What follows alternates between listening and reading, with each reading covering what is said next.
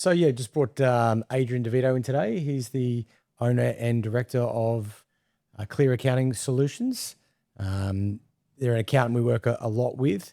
They're also our personal accountants, and having these conversations, day to day as we do around how the budget, how the new rule changes are going to impact me personally, and also seeing that a lot with my clients on a day-to-day basis, ask these questions. We thought, great time while we're doing some of these updates to, bring him in and give our clients and prospective clients just a bit of an update from his perspective, how things, he sees are going to work going forward. What's the pros, cons to different things and different options that people can look at, and what you really want to do to move forward.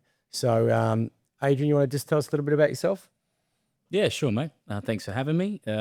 Adrian De Vito, obviously, Clear Accounting Solutions. We're a mainly business-focused accounting practice. So definitely the things that are changing in the budget affect a lot of our clients. We don't do many individual tax returns, so this is a big thing for our practice. So that's the main thing that we focus on. So yeah, over the last couple of weeks, I think if you asked my staff, they would see been a cranky Adrian running around the office turning No my doubt. head upside down. Yeah. So it's been a lot of a shock, a lot of change. But yeah, as accountants, we're looking at it, and it's difficult, but yeah, we're getting through. Over the last couple of weeks, obviously you've probably had a number of clients reach out to you. What are you hearing? What are they most concerned with? What do you think is the biggest change that's going to impact them? Yeah, I think that a lot of them are just the issue about the change is what the hell do we do now? We had phone calls the next day. Actually, I even had some on the night of the budget saying, "What the hell do we do now?" And the next day we started to go through the paperwork as much as we can. We've got other accountants that we refer to, specialists in certain fields. So I'm on the phone, different other accountants of specialists in trusts and distributions and things like that. And so we were just straight away, what can we do? What are the options? Preface to all of this is, well, nothing's actually law yet. So it's all proposed, but we think all these things will probably go through. Yeah. But nothing's in law yet. But I think the biggest things is just why. Clients are saying why. Yeah. What can we do? We're sticking by the rules all the way along the way. Yeah. And then now it just flips ourselves upside down. Yep. So they're all pretty much confused. And my advice at this current stage is just we be prepared. We look through what the options are. Yep. And then sit and wait. And then we're ready to go if this all goes through, and do it in a timely manner. Yeah. So obviously there's a lot of change. So, as an accountant that probably does a lot more probably business type of, transactions, are you seeing they're more concerned about how it's going to impact, the corporate structure of how they run their business? Or are they more concerned about, the things around investment properties and negative gearing? What's probably been their primary focus? Well, look, we have a mixed bag of clients in that world. So we definitely have more business clients than investment type clients, let's say. But usually, usually they sit with two hats. Yeah. So they have both. But I think where the clients are cranky are probably, and maybe the public don't really realize out there, is a lot of small businesses are run through family trusts. And I think the trust thing is probably the biggest impact that no one saw coming. And there's a lot of commentary around that. So I think that's the biggest issue with our type of clients is the trusts. We've got small mum and dad businesses, mechanics, builders, things like that under the proposed changes, they're worse off under the changes than someone who is just being employed. So I think that's what we're seeing is a bit more frustration with our clients at the moment. Yeah. And, for those people who are going to be impacted, obviously, and I think Kerry Packer throws things out there all the time, right? Like, in the past, you've looked at it, people have only ever worked within the rules, right? Yeah. You change the rules, obviously, what do? We go and look at, what are the new set of rules? We play within those new sets of rules. So, is it potential that there are now similar solutions we can come up with, that is it going to probably limit the impact but then what work's involved in trying to achieve that sort of thing. Yeah, look, definitely. I mean, the accountant profession has already found ways around distributing those funds Yeah. via a different structure to achieve a similar outcome. Yeah. So from our point of view, how we see it is, I think we've just created an inefficiency of the market. So accountants, what I'll be doing in the next 12 months, if this works, will probably be spending the next 12 months restructuring people out of potentially of a family trust into a company with different provisions that allow us to split the income in a certain way. Yeah. And that's just getting the small mum and dad businesses back to where they were before. And the issue I see with that is inefficiency of time, the productivity of the market in theory as well. And my firm has enough work on. I don't need to go spend another 6 months, 12 months restructuring people for the sake of being in the same spot. That's what I think is really frustrating clients and us at the moment is exactly that. We can get around it.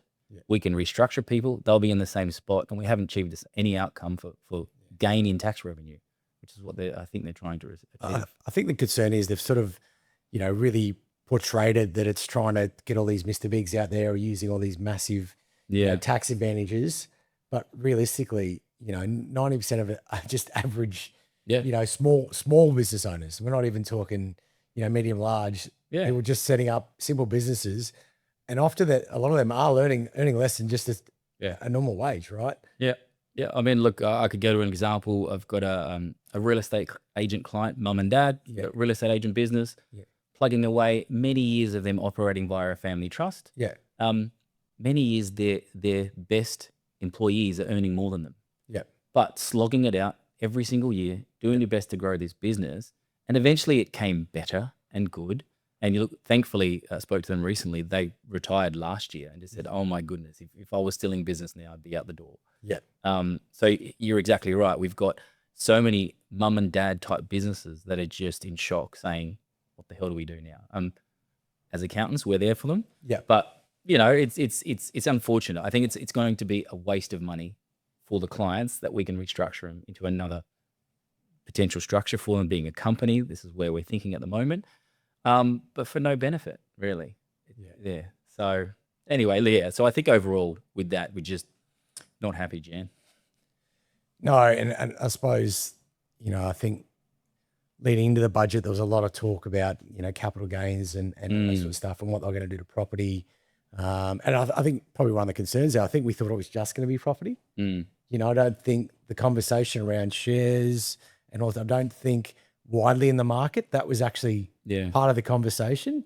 And I've talked to a couple of financial planners that we deal with and to an extent they thought, well, it actually is probably going to get people to move more towards shares and those sort of different sort of assets. And then when they brought it out across the board, and I think they talk a lot about helping, the next generation get into property and things like that, but it sounds like it's going to be very limited benefit for them.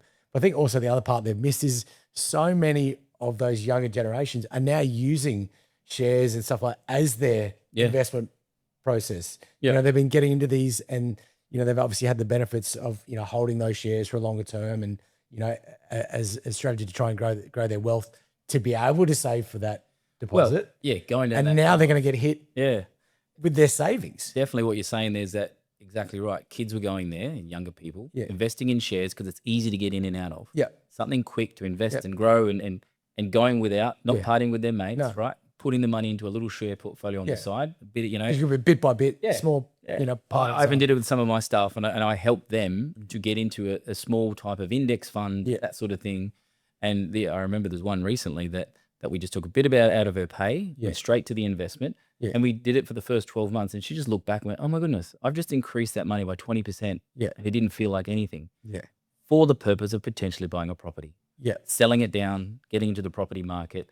So now they're both getting hit. That's right. So we go here, we invest that. Oh, the CGT doesn't work. Fail, tax.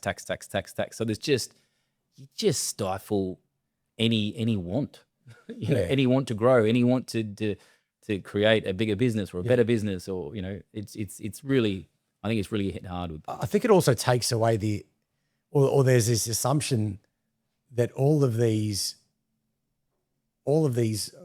transactions going to have a positive ending, right? Mm. You know, like there is going to be, you know, the shares never go down, the properties never go down, you know, like there's a risk with it as well, right? And businesses never fail, right? So it's not everyone in business makes a dollar. I mean, what do they say? It takes 2 or 3 years for a business to make a profit. Yeah. You know, there's a massive percentage of them that fail. Yeah. So it's the risk they're taking. You know, the way that the government have been saying in their propaganda is, you know, it's 1% that are using these trusts and they're using it to minimize tax, but you're just killing anyone who's trying to strive to make a dollar, you know? And I think it's just, it's a bit of a flat market mixed with all the interest rate rises and things like that. We're just going through a serious period of uncertainty at the moment that is hitting hard, I think. I don't know, with your clients, similar?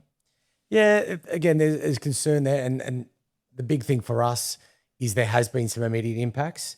You know, the banks have already come out and removed, you know, negative gearing across a lot of their servicing calculations. So clearly, straight away, without that benefit, people's borrowing capacities have gone down substantially. You know, in that investment space, their borrowing capacity has probably gone down 20 to 25% from what we thought. And the way banks obviously service loans with the big buffer they put on to make sure, you know, rates go a long way that you can still afford it.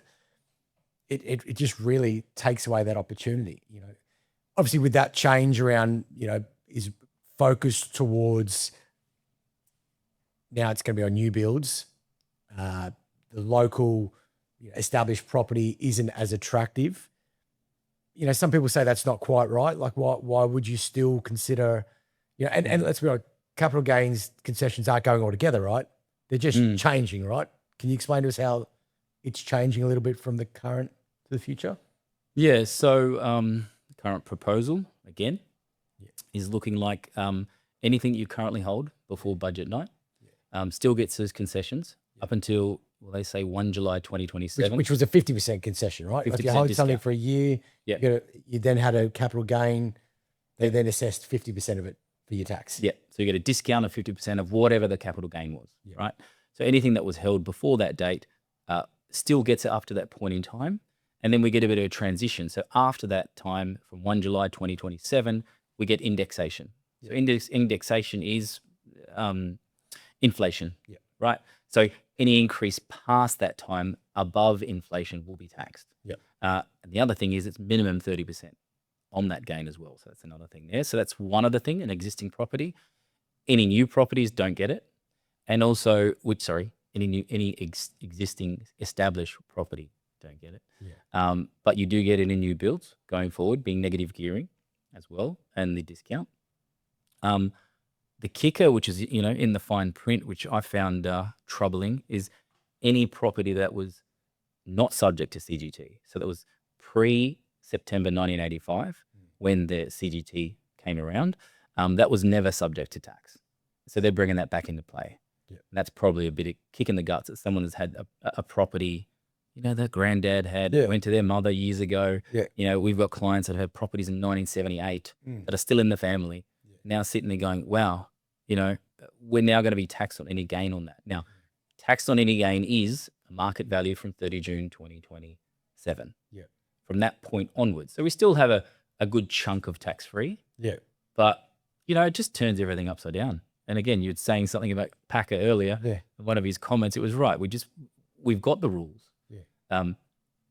Hopefully and thankfully, we do normally, I think most Australians with the accountants play within those rules. They're the rules, and that's what we've been playing with. But a massive change like this is just another kick in the guts, you know.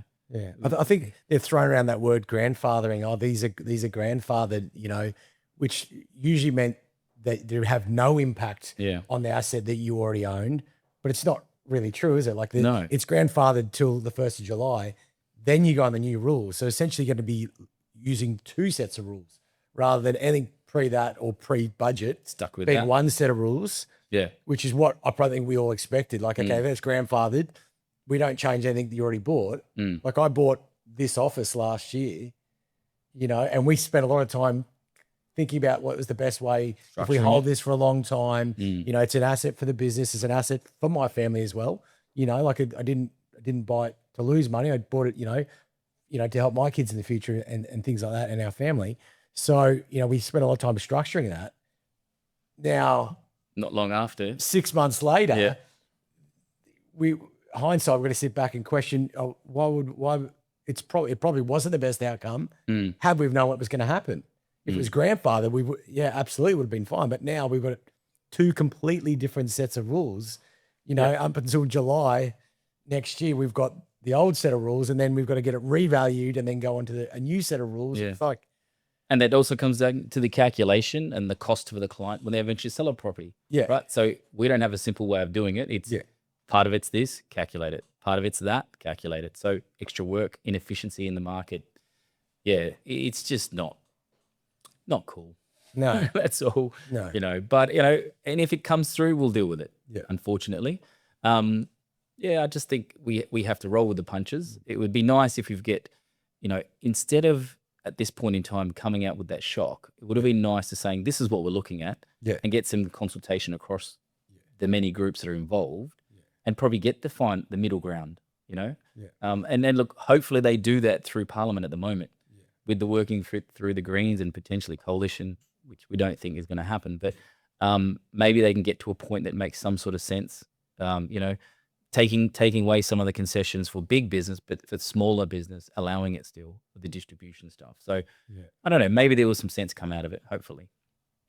Yeah, fingers crossed. Well, people start to talk about, now, and I've seen this already, and I've spoken to a couple of commercial real estate agents because, we deal with a lot with our commercial clients, talking a bit more about now probably focusing on, if they're going to buy established, buying commercial over residential. Any thought why that would be? Because those concessions are still there. Are they? Right. So they're allowing those concessions. Yeah. Right. In that commercial space. So I think there's a lot of investment going to push back into the commercial space. Yeah. Right. With the negative gearing I'm talking about. Yeah.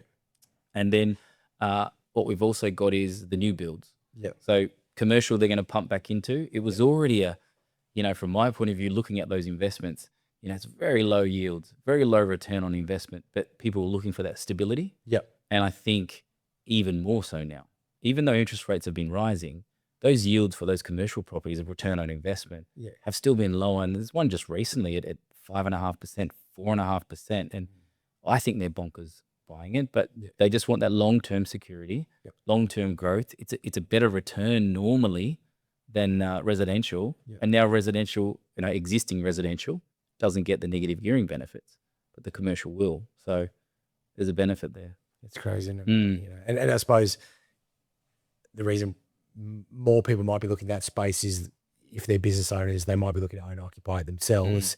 So they're kind of going to get some benefits around that anyway, and ultimately being their own landlord. Yeah. Something we probably all desired, and obviously something, we focused to try and achieve last year as well. So, concern for me is going to be around, what does that do for, the availability of rentals?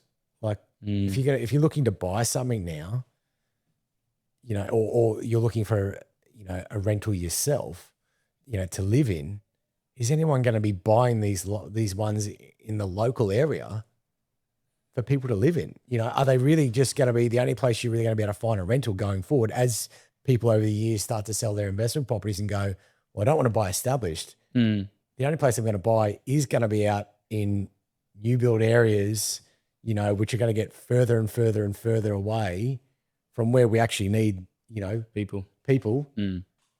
It's going to be a challenge, if you've got two options, really it's more attractive now, far more attractive by new build. Yeah, definitely. And I think what we're finding is, I've got clients in the real estate space, and I was talking to a lady just yesterday, and she was saying most of my clients that have multiple properties are just going to keep them. What they were saying is, well, they're going to sell off their properties, they're not going to get the discount anymore and that sort of thing. But the clients with the properties that they've already got, so this is where I'm at. There's no point going out to whoop to buy. Yeah. Right.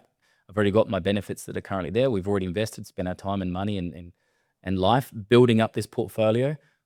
I think just property prices, rent will just still go up. They want a return on their investment. So you're not going to see a massive selling of properties and exodus of the market. I think that's what they were hoping for. Yeah. But I think there's a bit of that fear at the moment. So they're just going, well, I'm not going to sell. I think, again, speaking to that client in real estate, she has already feeling about a 5% drop Yeah. in the property market, a little bit. And, maybe there are some selling off quickly, but I don't think the majority will. No.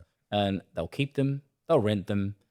We've still got those concessions. Yeah. It's still okay, right? I mean, the change of the CGT, yes, we've got 12 months to worry about it. You still get the market value in 12 months' time. So it's not terrible. Yeah. We don't know. So I think with the uncertainty, clients that I'm talking to are thinking, I'll just keep it. Let's see what happens over the next 12 months. Now, if it all hits the fan going along, maybe there will be a big sell-off April, May, June next year. Yeah. But I think most of the people are just sitting back. And the people that definitely want out, I think they're already started to get out. And that's why we've got that little drop at the moment. Yeah. The rest of them are sort of holding off. Yeah. I think, it's something I see spoken about a bit is, they talked about, rental, costs and all those sorts of things, that's it's not going to have a big impact. I can't see how that's possible. I can't see how there's going to be less supply in built up areas of existing rental properties, right? Or anyone buying into those areas. When there's less supply, what happens? Yeah. The rent's going to go up, or if an investor's going to buy that property, I think that what they forget is that subsidy, negative gearing, was essentially subsidizing, the renter for the owner's lost income. They have an investment property. It's costing them, 50 grand a year. They're getting 30 grand a year in rent. The 20 grand they've been able to then write off on the tax. Yeah. If they charge 50 grand, then the renter would have been paying $400 a week more in rent. So they're only getting part of their tax back. It's not like they're getting all of that back, right? Like they're subsidizing the rent. Well, let's be honest, the governor's doing a great job of building, housing, public housing anymore. So, without those concessions, I just don't know where, people are going to find those rental properties. Yeah, look, as we know, it's a sit and see. Let's wait and hopefully things settle out. But yeah, I think our mind boggles of what was the point of all of this when we try and look all through at once. Yeah, and then not even, it just feels that they've made something up. Haven't really consulted anyone. No. Anyone that is in business. I look at my little world. We've got a few accounting staff, a few team, and it has really impacted my world, my clients massively. I'm one of many accounting practices. Yeah. And I sit there and go, why don't they talk to potentially the CA, CPA, small business councils, all that sort of thing to go, well, how do you think that's going to be affecting the market if we did this, this, and this? They kept it under their up their sleeve right to the end, and I think that's probably why everyone's in shock. It's a bit of a shock of what the, because it's massive, right? what were you talking about? What It's were you massive. thinking about? It is. These aren't new. These aren't. Yeah. Family trusts are not a new thing that was created. I think the commentary out there too. I was watching Budget Night, and I was cranky as I wanted to punch the TV. That's another thing. Yeah. And there was some commentary up there that, and the people that were talking had no idea, and they were up there saying, an individual earning $90,000 a year will pay approximately $20,000 in tax. The next person got up and said, how about the landlord? That landlord was earning $90,000 a year and paid $2,000 in tax. That's absolutely not possible. Yeah. The rubbish that was coming out of these people's mouth, Yeah. they can earn $90,000 a year, but you've got rates, you've got interest, you've got holding costs. That means that the profit is not the same. That $85,000 in expenses. Yeah. And that's why they paid tax on $5,000. Correct. And I'm sitting there yelling at the TV, and my wife's going, calm down, Adrian. Yeah. But it's just like the commentary, they talk about this 1%. I'm like, that landlord probably bought that property for $1.5 million. Yeah. Probably begged, built, and borrowed to get to this point. Have done that for the last 20 years to get that $90,000 of rent. Yeah. And still makes 10 grand profit. Yeah. And they're trying to compare a wage to an investment property return. You just can't. No. And I think that's the biggest issue here. And look, I'm not going to propose that I know a better way. Yeah. But I think we need to think about a better way than what they've come up with. Put a few more heads together. Yeah, A few that's more right. qualified heads because, let's be honest, not every politician goes into politics with qualifications or experience. Yeah, a business background. Yeah. Working in the trenches. And I think we need more of that in the politics world. But We're out here working in our own business. Yeah. Probably you and me should go to politics, but we're too busy. I think again, the carry on that these things have been helped by the wealthy to manipulate things and get rich. My average client with an investment property, I don't deal in the big end of town, right? It's the average mums and dads, it's the small business owners who have bought that investment property, to help themselves to be able to retire early because they know there's not going to be a pension for them. These people have been, if they're working for themselves, they're paying their own superannuation. They're never employed. They're contributing their own money to super. They're doing their own investments, and a lot of times they're now doing it to be able to help their kids, get into, or potentially live in when they finish school, or to be able to, transfer to them in the future, or to be able to borrow against to be able to buy their first home. They're trying to do things. They're not the big in a town. I just don't understand why it went so far, and it couldn't be that, you could have one or two investment properties and that was sort of free of it. And then maybe these people have giant property portfolios who are benefiting from it. Then maybe they could have had, some different rules, I just don't see how we have one set of rules, like you look at the tax system, people earning, the lowest amount obviously pay a smaller percentage as well as obviously a small amount because it's on a lower level. I just don't understand why, it was sort of everyone with an investment property was treated that they were manipulating some system. And I think it's been sold as the people that are in trust in these type of structures are rorting the system. Yeah. But I think a big thing that is missed is it's actually an asset protection tool too. Yeah. So as you said before, mum and dad work hard, put it into a family trust. Yeah. That family trust there is for the next generation. Yeah. It's also estate planning. Yeah. So we're looking at, it's in a family trust on behalf of the kids. Yeah. Right. So potentially it's difficult for a family law situation to come through that trust. If it was in the kids' names, we have access to that via the family laws. Now, saying that, family laws can go through lots of structures. But that probably takes me on to that asset protection or testamentary trusts. It has been mentioned there, a bit of commentary at the moment, but that's a quite... Is this the death tax they're talking about? Yeah, that's right. The inheritance tax, right? So I'll quickly run over that. Yeah. So basically, a testamentary trust is very similar. It's a discretionary trust. Yeah. And it's made and it's part of someone's will. Yeah. So when someone passes away, in their will, it's a big document that says, here's my will and here's the trust. That trust only starts when the person passes away. So when that person passes away, they say, my asset's going to this trust for the benefit of kid A. Yeah. They have some tax concessions at the moment for minors. So if a minor under 18 years old gets a distribution from that trust, they're treated as an adult. Yeah. So, and that helps the family and that sort of thing, because a minor currently is taxed at the highest marginal rate in some circumstances.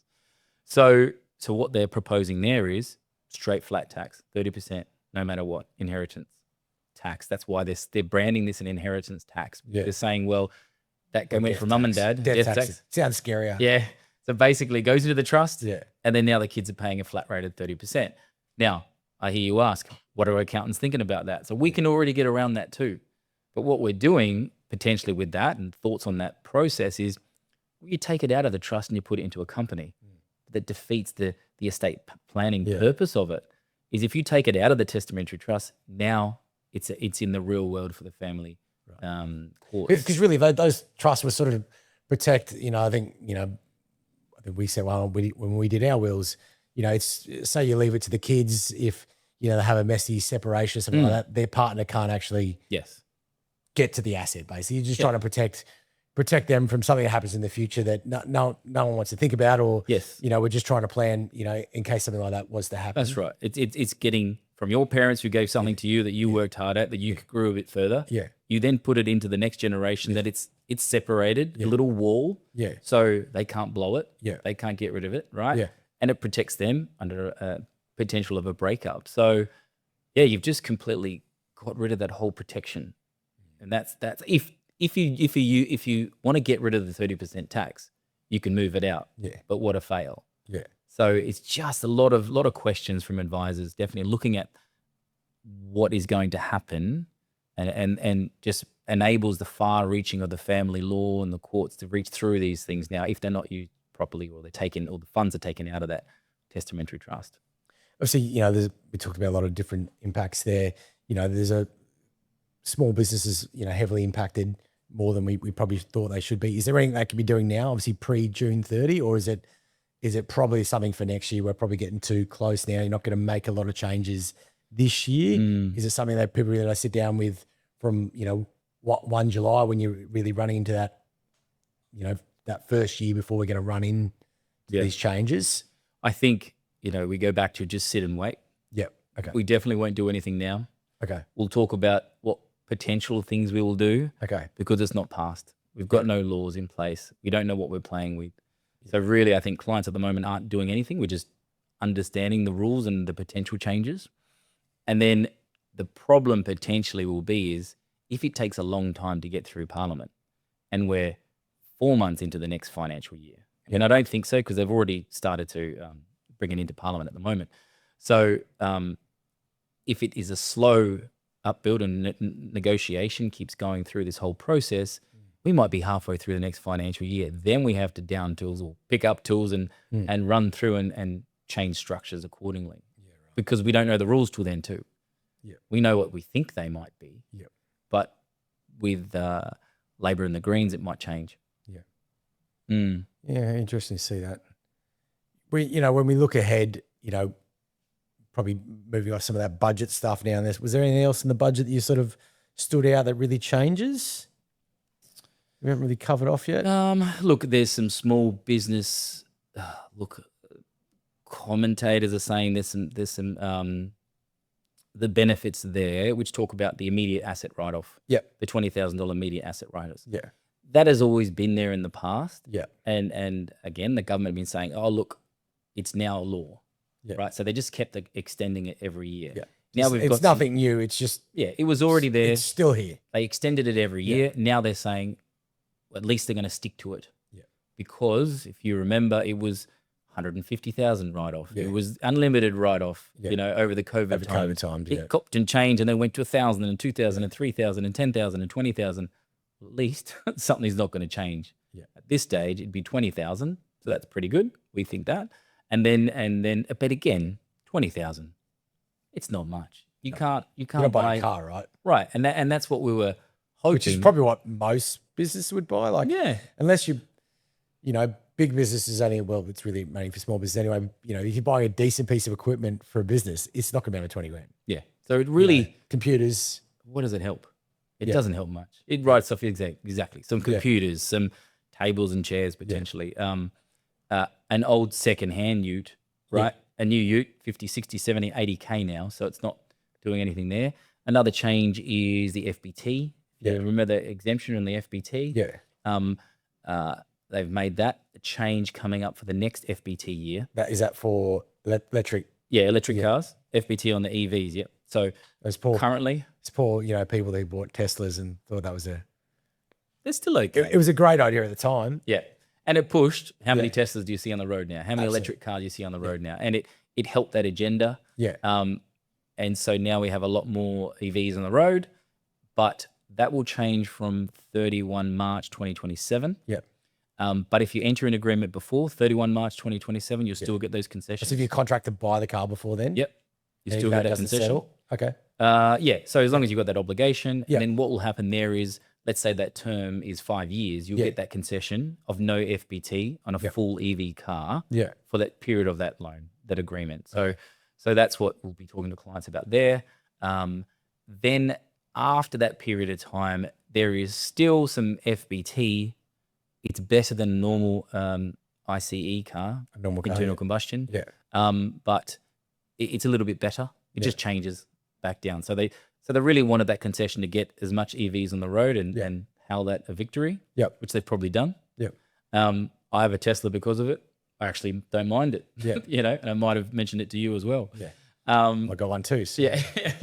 Yeah. So, but yeah, so it's a change that's coming, and I get that's probably not a big deal. Little things, tweaks like that are probably not a big deal, but I think... Are you saying the accountant didn't buy the Tesla to save the world?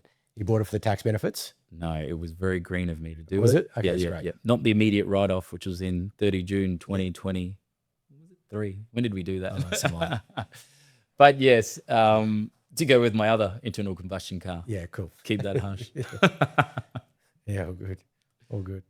Okay, so there's also talk now that people may change, tact rather than, and I've certainly seen some inquiries on it already, and even, going back and reflect on what I did myself, is there better incentives now to buy an investment property, residentially or commercially, in self-managed super fund? A lot of people have been talking about it and thinking about it. It was certainly more popular. It's getting more and more popular. I'm getting a lot more inquiries around those sorts of things. Is there better advantages in that now than there was previously, or comparatively to doing it outside of super? Yeah. I think overall, yes. Okay. Right. So let's talk about the discount. Yeah. We still get a 50%. No, sorry. After 12 months, Yeah. inside a self-managed super fund, we get a 2/3 discount. It's a different tax rate, so it's 2/3. Yeah. A discount that we get there. Sorry, not 2/3. It's 1/3. Yeah. It's a 1/3 discount. So there's sort of still a type of discount that's in there. Yeah. And also, it's only taxed at 15%. So there's a benefit in a self-managed super fund or a normal super fund for So you. they don't cop the minimum 30%. Yeah, no. So it's cheaper to do that investment in that vehicle, and that's probably why you're getting some more inquiries in that space. And there really wouldn't be a lot of, although there may be some losses within that asset as such, because they're making contributions into that. It's probably not. They're topping it up. Yeah, they're topping it up automatically, right? So that negative gearing probably isn't. Well, they can almost do the same thing. Yeah. You just put extra money into super. Yeah. Right. So if your salary is sacrificing an extra 10 grand, isn't that really the same as negative gearing? Right. So we put 10 grand into super. Yeah. Reduce your taxable income out in the marginal rate. Yeah. Throw that into super. We're going to be taxed at 15%. Yep. In the super fund. And that goes to be paying off the loan, limited recourse borrowing arrangement in your potential of a self-managed super fund. So there's plenty of ways to do different investments. Yes, definitely they're looking at that in a different light. But I think deep down there's another fear. And that fear is change. Again. Right? So they pump everyone into potentially, because you're 100% correct. Yeah. The better investment space is a self-managed super fund now, overall. If it's not outside in the real world and we're in a super fund environment, it's definitely a better, lower taxed environment. What does this do? It creates behavior advisors. And when we talk about that, we can't advise to put money in super or do investments in super. All we can do is a factual calculation. Yeah. So our calculation will be, if you bought it out here in a company or a trust or an individual, it's this. If you put it in a super fund, it's this. So if you compare those both numbers, it's better overall for tax. And it's a long-term investment. Usually properties are long-term. You don't really get a gain normally, and up until the last couple of years, of a property that goes through the roof straight away. It's always usually a long-term investment. So what happens when 5 years from now, we've been advising, it's a better tax outcome if you do this, and the government says, oh, instead of 1 trillion there's 6 trillion, we're going to go attack that. And then that's, I think, the biggest fear. The clients are sort of hesitant. Yeah. They like the idea. I'm already talking about it, definitely. Yeah. And they sit back and say, they've already lied once. Yeah. And this is a massive lie. And I think there's no other way of saying it. It's a lie. And a change of position, it's a lie. They said they weren't going to touch it. They touched it. Most people don't want it. Now you go and change your advice and you go back, okay, well, the future scenario will be better in super. Yeah. But back of the mind, you're sitting there going, unless they change it. They might change that as well. Yeah. So I think that's a big if, and that's why we've got so much uncertainty there. Yeah, certainly the trust factor has waned a little bit, hasn't it? Like you're sitting there thinking, I go through all these, the rules have changed. I change to suit the new rules. How long before they change the rules again? They're saying they're making these changes because it's going to add a lot of money, to their budget to pay for things that they don't spend very well. So how can they not look at self-managed super funds or not super in general? It's a big lot of money go, can we just get a little bit more of that? That's going to a small percentage of a big number. Yeah, it's still a big number, eventually. Yeah. But I think another thing that maybe I'll briefly mention out there is there has to be definite uproar at the moment with the theory of they've gone against their election promises, right? Here's my concern. We've still got, 2 or 3 years left for another election. Yeah. We then do our thing. The rules have changed to X. Yeah. Let's play with clients and work on their structure and change them to Y. Yeah. And then if a new government comes in, what the hell happens there? We've gone and flipped people's structures. We've done this. We've made them different classes of shares and whatever we think will achieve a similar outcome, cost, inefficiency, and then already a potential of a coalition government has said whatever comes in, they're going to repeal it. That's a mind blown. What the hell happens there? Yeah. Let me just leave that out there. Yeah, crystal ball with I'm not sure. And who knows what that coalition could look like, with One Nation coming through. There's going to be a lot of negotiations if that becomes, again, are they just that far ahead, with their seats that they're just that cocky? They think they're probably not going to get turned over, so they'll get a good run at it. I don't know. Yeah. I think we're going to see the, snippets of what they said before the election. After that next election, we're just going to see it nonstop. You can always see, the social media come into play, and because everyone's on their ChatGPTs or however you say that, and just creating memes and videos and photos, and it's it's gonna be. It is interesting already. With politics can be tough. The amount of people that at times. We don't normally talk about politics. You No. keep your politics and your religion to yourself. Yeah. But you would have seen the Hughesy one recently, getting out there and blasting Hughesy. Albo. Oh, He was just going nuts. I saw he's not even being funny. He's just been absolutely brutal. and you've never seen that before. People No. just go along with the flow. You keep your Yeah. politics for yourself. You don't, you might talk about it here and there amongst mates, but not out in public. No. And then it has just created this uproar of people going, what the hell? Yeah.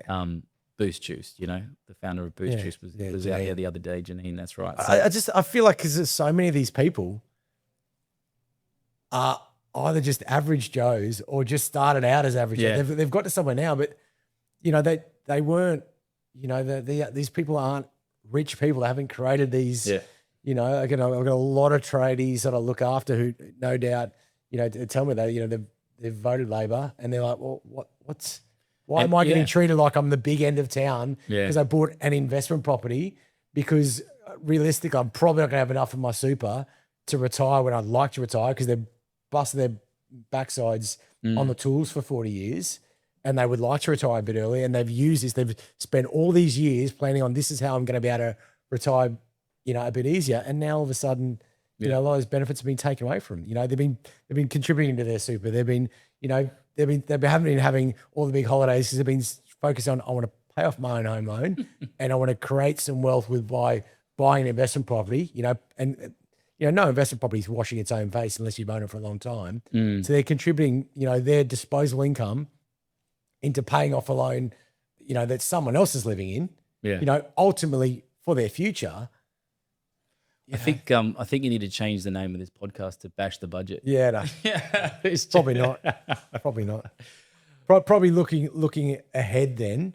What sort of, if we think outside the budget, as I was sort of saying, what are you seeing, in business now? If we completely put all that aside, what are you seeing, as an accountant, how businesses are traveling? What else is going on with tax, as the ATO, I know I got a bill for $1 that I hadn't paid in interest or something. Yeah. And I got some nasty letter 14 days later with a letter of demand. And I'm like, What the hell? Are we seriously, It's a massive shift from the ATO. We're feeling it in the office. I potentially went off at an ATO officer the other day. Yeah. May 15, which wasn't that long ago, was the deadline for most tax returns from the year before. Yeah. That's how we currently roll. I got a call on the Monday. So May 15, it was due. Monday, first thing, it was 9 in the morning. I got a call from the ATO. Now, we've been madly working hard to get as much as we can lodged by May 15 for clients. Yeah. And we're still madly under pressure. So much work out there, are the issues. You can't get staff these days, professional staff and things like that. We get to May 15 and one of my admin team said, this lady's calling about this client. It was due on Friday. Do you want to talk to him? I said, sure. put them through. It was a bad day. I went absolute berserk-ish at this lady. I just said, look, why are you wasting our time? You're wasting your time. You're wasting my time. We're doing the best we can. And unfortunately, I got this lady who had a bad Friday, and she said, stop that right there. She started to go back nuts at me. Stop right there. I've had a bad Friday. I've had to be abused clients. And I went, I'm sorry. We're all in this together. I'm going to answer your question. Thanks for your phone call. I'm working with the client. I'll get back to you. Have a nice day. And I didn't hang up, and I spoke to her a bit furthermore, and she said, that's okay. I'm sorry for biting your head off. We're both biting it, head off. She doesn't. The thing is, she doesn't actually want to make that phone No, call. and exactly It's what just she popped said up to on her me. screen. This is your next call to make. That's And she's like, right. oh, here we go. And she was not aware. It's exactly what she said. She goes, I get a list of calls, and I have to make them call. I don't know when they're overdue until I get that call. And how long it has been overdue. So that was one example Monday. We're having it all week. And so we have now, and we don't normally do this, but this is the first time I've put a complaint into the ATO just saying, don't call us for a client that was just overdue. Exactly what you said earlier. We had a BAS that was due, for example, let's just say it was the other week. The day after they called, BAS was actually lodged late at night. They didn't see it in their system. And the payment was outstanding. It was decent. It was about $80,000. The client's limit can only transfer 50K. So they transferred 50 on the day it was due and say 30 the next day. They called the next day saying, where's the money? Where's the lodgement? I'm like, oh my goodness.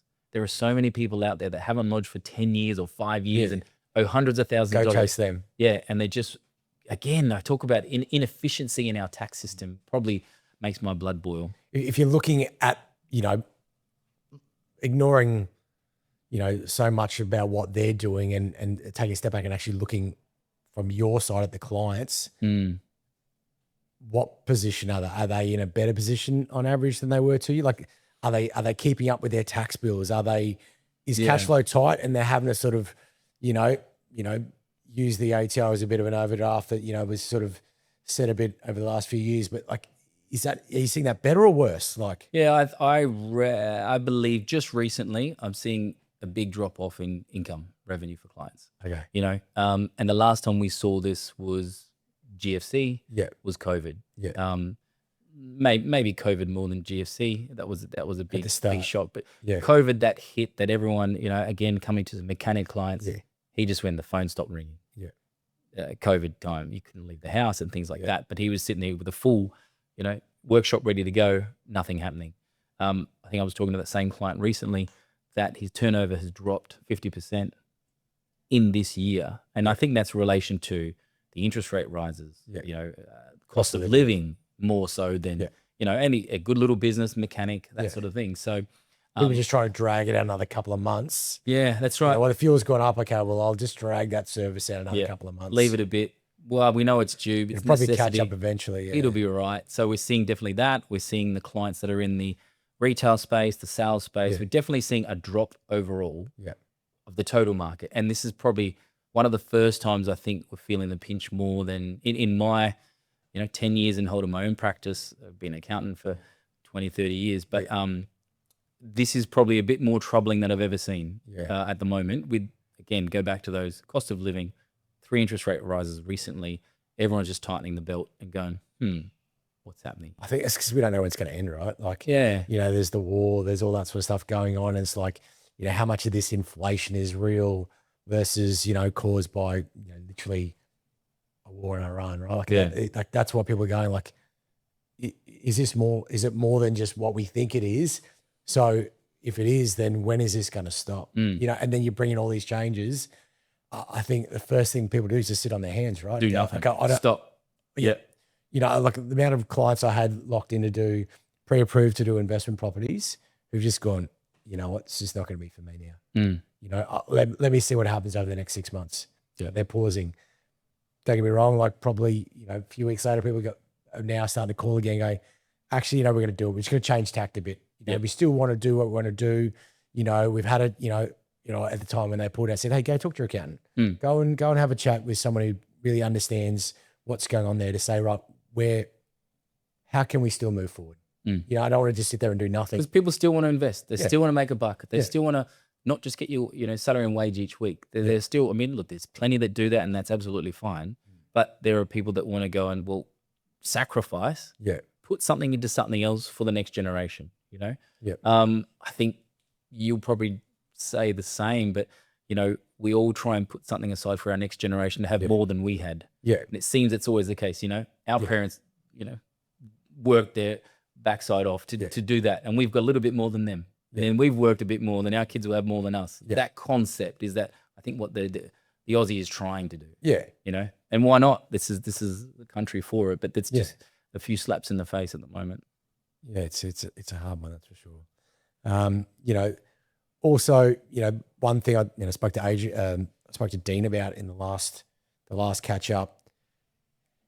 Cash flow within business, that's probably, if we're starting to see some tax debts grow, it's because cash flow is getting a bit tighter. Obviously when your sales are declining, it does make it harder.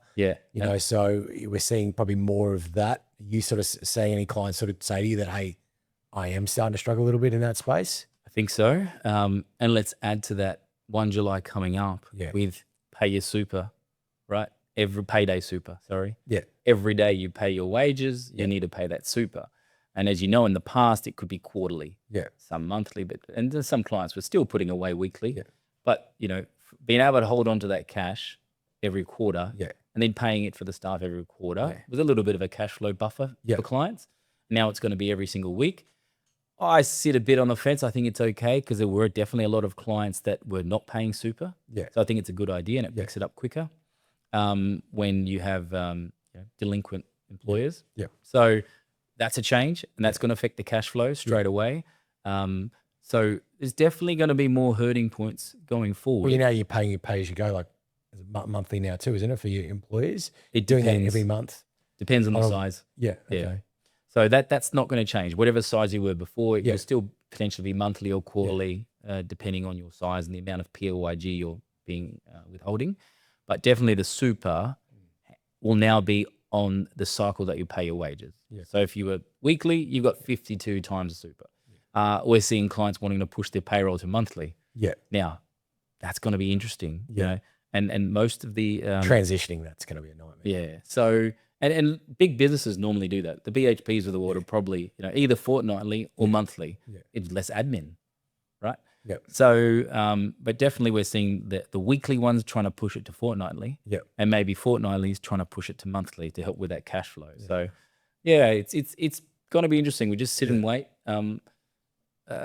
Fortunately for us, we're here to just understand the legislation, help the clients through that process. That's what we're here to do. It's going to be difficult times ahead, I feel.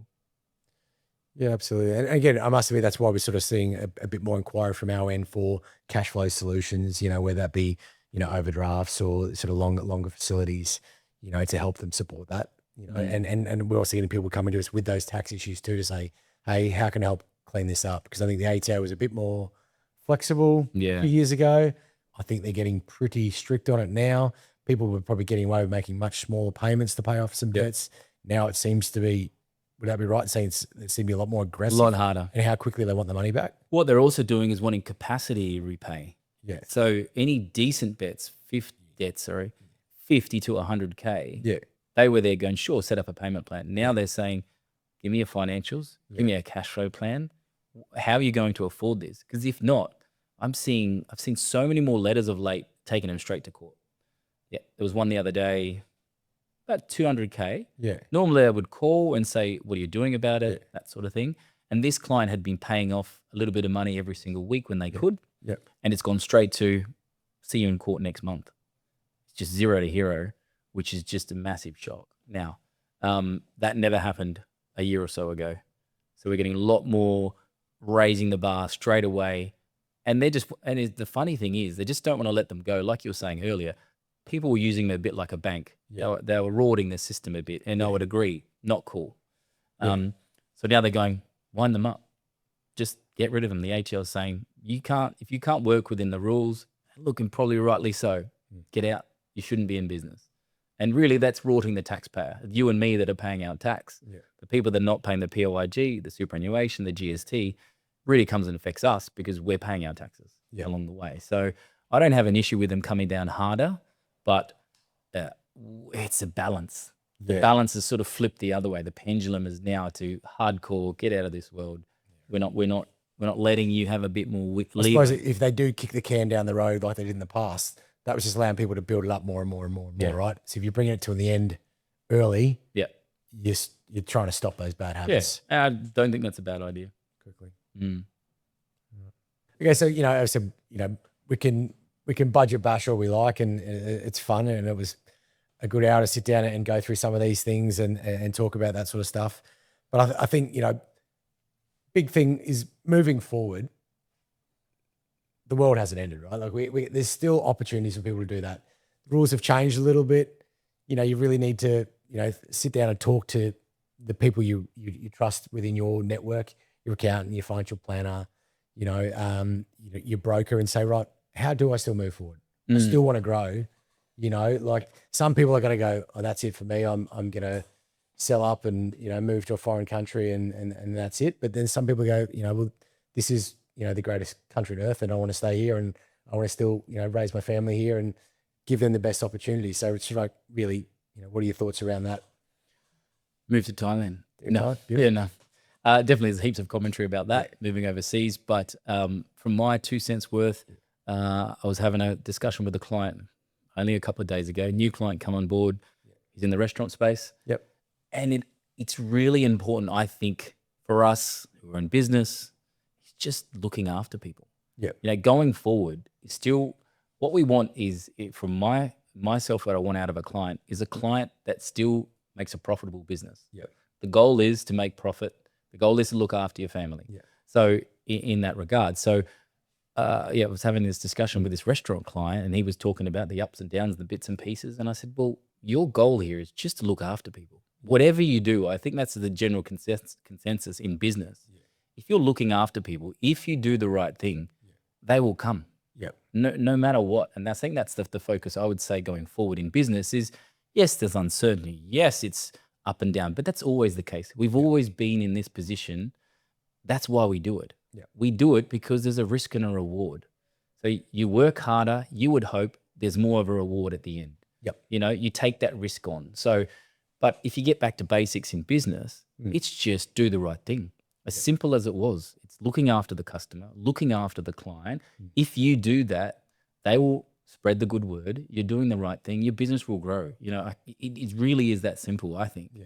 Yeah. And I think, before, I think people thought it was a very simple thing. You buy an investment property, it can help pay itself off over the years, and, come to retirement, you sell it up, and, you use that to clear some of your own personal debt if you've got some still left on your home, or you use it to, have some extra, income and create assets, whilst you're still in retirement. Now it's just the case of, right, things have changed. Again, get around, the people you trust and employ within, your space. It doesn't need to necessarily be a business, right? There's mums and dads, and we obviously look after a lot of them out there too that do own, investment properties and have other investments and stuff outside that. Talking to your financial planner, your accountant, and going, right, I still want to do some stuff. Get the rules have changed. What's the best thing for me now? I think what you'll find is, and probably exactly that, we were talking mainly from my world is business, right? Yeah. And so maybe the mums and dads that just have an investment property, or one, potentially two, do need to step up one level of advice, like you're saying there, because they're probably just doing that with chatting to a mate, friend at the local tavern, that sort of thing. So it is right, getting a bit more advice, potentially a financial planner, accountant, to get that knowledge in the complexities that are going forward, rather than talking to the mate at the pub saying, my mate said this. So I think that's really, you're going to get some more sophistication in your business, sophistication in your life, understand the complexities of the tax system, because unfortunately it's not going to get any easier. No. And that's, my mind boggles every day that I see a new tax bulletin come through saying, okay, we're going to learn that now. And that's from this date to this date. And then we've got some other rules which talk about loss carryback rules and things like that. So every year something's changing. So I think that's a great comment there, is just get some good advice. Stop and think. Take your time. Don't rush into anything. And it'll be all right. You're right. We're in a great country. No matter what. Yes, we get taxed at the yin-yang. But we love being here. I wouldn't live anywhere else. I've got plenty of clients that saying I'm moving overseas. But the standard of living is hits. Yeah. You know, we have a great country. Yeah. Yeah, taxes are there for a reason. We need to support the infrastructure and the roads and everything, the education, looking after, you know, the NDIS. I would support, but as we all know, it's blowing through the roof. Yeah. You know, and hopefully they're trying to fix that. That's another discussion. Yeah. But we're in a great country, so I think that's really the positive thing. Is it's a great place. Focus on what we can change. Yeah. Looking after each other. That's why we're here. Something, you know, you probably see in your day-to-day conversations as well as I do too. People need to understand, you know, getting advice from someone at the pub or in the lunchroom or at work, you know, and I say this every time someone comes in my door. At any week, I could see 10 clients and have to come up with 10 different solutions. You are not the same as the person across the desk from you, right? Yeah. You are not the same person across the bar from you. Like, everyone is different. You know, your partner might be self-employed. You might be self-employed. You know, you're at different ages. You're at different situations. You've got different amount of kids. You own different assets. Everyone is different. Yeah. So assuming that the person giving you advice, one, has any qualifications or is been in the situation, or they're probably just, you know, third hand passing on a story that they've already heard themselves. Yeah. It's not relevant to you. So go and talk to those specialists around you. Go and talk to your broker. Go and talk to your accountant. Talk to your financial planner, the people who have the qualifications to be able to say, right, this is me. What's best for me going forward? And I think also it may not be the first accountant you talk to. No. The first is financial planner you talk to. I think you've got to chat to them. Yeah. See if they're on the same wavelength. Yeah. There's many clients that I'll talk to and say, I don't think you're the right client for me because this is how we would work with you. Yeah. Well, I don't want to do that. Well, then that's cool. Yeah. We'll send you to someone else. Same with financial planners. Yeah. You got to see if you're on the same page. You affect the way that you look at the world. I think some are pro property, some are Yeah. against it. You know, like everyone's different, right? It's finding someone that you gel with too, right? That you know you can actually call this person up and be confident.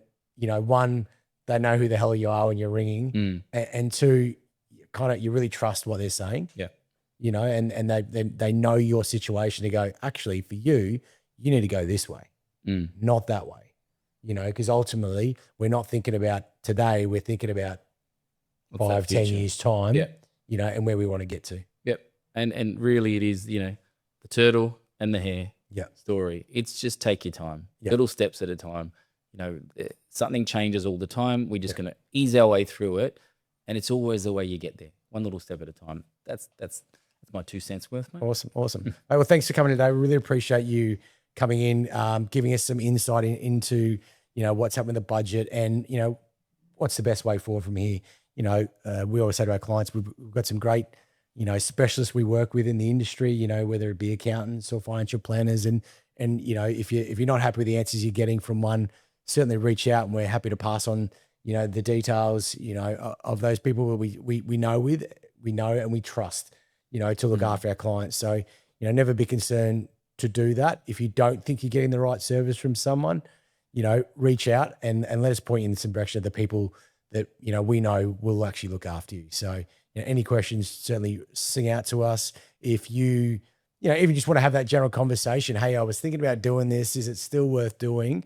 You know, who should I talk to? Then we can say, hey, go and talk to your accountant, go and talk to this accountant, go and talk to that financial planner and really just give you that direction to work in. So I appreciate you coming in today. Cheers, mate. Any questions? Sing out. Cheers. Cheers.